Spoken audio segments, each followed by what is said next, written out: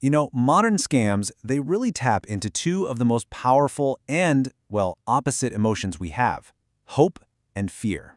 They can promise you everything you've ever wanted with one hand, and with the other, they can scare you into doing exactly what they say. Today, we're going to pull back the curtain and show you exactly how they do it. Okay, just picture this. You've done it. You have finally landed your dream job. But then, just 1 week later, bam! $3,000 is just gone from your bank account. It's a total gut punch, and it's a scam that's becoming way too common, starting with this incredible high and ending with a financial nightmare. Let's see how it works. So, let's dive into this. We're going to talk about a guy named Alex. He's a graphic designer from Austin, Texas. And like so many people, he'd been grinding it out, job hunting for months, firing off applications, just hoping for a break. And then, one day, it looked like his luck had finally turned around. So on the surface, everything looked totally legit. Alex gets this professional-looking email, right? It's got the company logos, the signatures, the whole shebang. But right here, this is the first huge red flag. The entire interview happens on a text-only chat app. No video call, not even a voice call. But he's so excited, Alex kind of pushes that feeling aside, and pretty soon, he gets the job offer. And look, the offer was incredible. $35 an hour for a remote graphic design gig.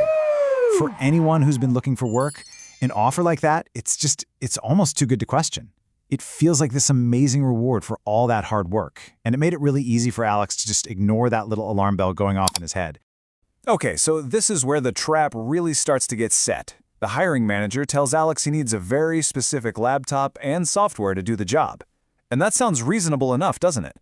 But here's the catch. He has to buy it all himself from their one specific certified vendor. But don't worry, they say. We'll send you the money for it right now. And sure enough, they do. A digital check for $4,500 lands in his email. He's told to just deposit it with his mobile banking app and then get ready to order his new home office setup. I mean, for Alex, this had to feel 100% real. The money was literally right there in his hands. All right, let's hit pause on Alex's story for just a second, because it's super important to understand what's actually happening behind the scenes here. This is a classic fake check scam, and it works by exploiting a really weird quirk in the US banking system that makes it incredibly believable. See, the whole trick, the whole scam, it all hangs on this one critical moment. After you deposit their fake check, your bank makes those funds available. You look at your account, you see the balance has gone up, and you think, great, the check cleared. That's when you send your actual money to the scammer's vendor. It's only a few days later that the original check finally bounces and the bank yanks all that money back. So how is this even possible, right? Well, it all comes down to this little-known banking rule called funds availability. It's actually meant to be a good thing for customers, so you don't have to wait a week for a paycheck to clear. But scammers just love that little window of time, the gap between when the money shows up in your account and when the bank realizes the check is totally fake. So, let's get back to Alex. He sees that $4,500 sitting in his account. To him, it's real. Why would he doubt it? So he does exactly what they told him to do. He sends $4,000 of what he thinks is the company's money over to this vendor using Zelle, and that transfer is instant, and there's no getting it back. And then the hammer drops. A few days pass, the vendor stops replying, the hiring manager goes completely silent, and then Alex gets the notification from his bank. The check was a fraud. The bank claws back the entire $4,500. But since Alex already sent $4,000 away, his own bank account is now deep in the negative. The dream job, the laptop, none of it ever existed. So Alex's story, man, it's just this brutal lesson in how someone's hope can be turned against them. But what happens when the scammers aren't after your hopes? What if they bypass all that and go straight for your absolute deepest fears? And for that, we need to talk about Jennifer. She's a mom whose completely normal evening was turned into an absolute nightmare by one phone call. A call that sounded for all the world like it was from her 19-year-old daughter, Emily, who was away at college. That's what Jennifer hears on the other end of the line. Sobbing, panicked, terrified. She was 100% certain that was Emily's voice. There was not a single doubt in her mind.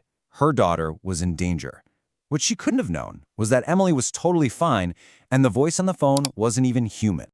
So what's going on here? This is the work of AI voice cloning, and honestly, it's getting scarily good. All a scammer needs is a few seconds of audio, maybe from a public TikTok you posted or an Instagram story, to create a synthetic but incredibly realistic clone of your voice that they can make say absolutely anything they want. Then, a man gets on the line. He demands $50,000, and he gives a very specific instruction.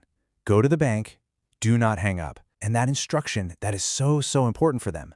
By keeping Jennifer on the phone, they create this intense bubble of panic and stop her from doing the one thing that would expose the whole lie, trying to contact her daughter on another line. So Jennifer is in a complete panic, rushing to the bank.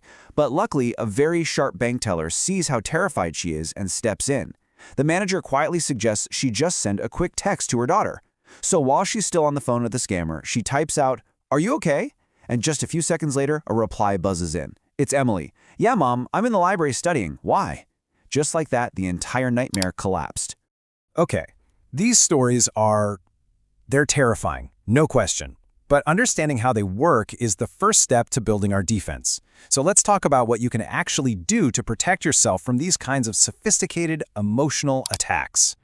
You know, it really helps to just lay these two scams out side by side. The job scam, it uses your hope as the lure, a fake check as the method, and its goal is direct theft. The AI scam, on the other hand, uses fear, a voice clone, and the goal is ransom. The emotions and the tools are totally different, but the end game is always the same: get you so spun up that you send them your money. Okay, let's zero in on the job scam for a second. If there is one thing, just one thing, you take away from this, let it be this. A real company will never, ever send you a check and then ask you to send some of that money somewhere else. Ever. They will just ship you the equipment. If you see this, it is 100%, without a doubt, a scam. Now, for that AI voice scam, the fix is actually pretty simple, but it is so effective. It's a family safe word. Just pick a word or a silly phrase that only your family knows, something an AI could never guess. Make an agreement that if there's ever an emergency call, you'll ask for it. If they can't give you that word instantly, you hang up. It's that simple. And really, these core ideas, they work for almost any scam out there. Number 1, always verify through a different channel. Text them. Call them back on the number you know is theirs. Number 2, slow down. Scammers want you to panic and act fast. Taking a breath is your best weapon. And finally, just trust your gut. If something feels off, it probably is. And look, don't think for a second this is some rare thing happening to just a few people. Imposter scams like these are absolutely skyrocketing. In 2023 alone, thousands of Americans lost millions and millions of dollars to them. Just being aware of how they work is our best line of defense. And that really leaves us with this big, kind of unsettling question, doesn't it? In an age where AI can fake reality so convincingly, can you even trust what you hear anymore?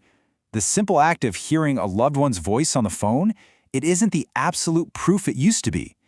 It means we all have to be a little more careful, a little more skeptical, and way more prepared.